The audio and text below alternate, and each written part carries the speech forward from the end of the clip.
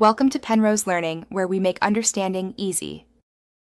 You start now, identify the Toshiba model and confirm the screen reads safe mode. Once confirmed, unplug the TV from wall power. Do not use a surge strip. While unplugged, locate the TV's physical power button on the chassis.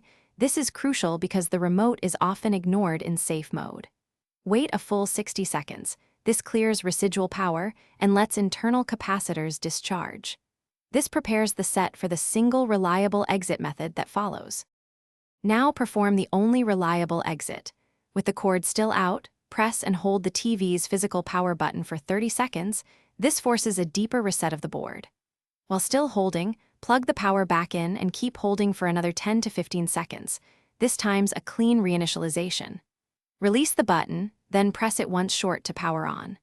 The set should perform a normal boot and bypass safe mode because the internal state was fully cleared. If the TV boots normally, review and restore settings that may have reset.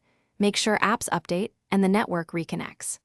If safe mode persists despite the power button method, your next step is a controlled factory reset or firmware reflash. Use a USB firmware file from Toshiba or access the service menu only if you're comfortable. One key troubleshooting tip. If repeated attempts fail, document the behavior and contact Toshiba support. Persistent safe.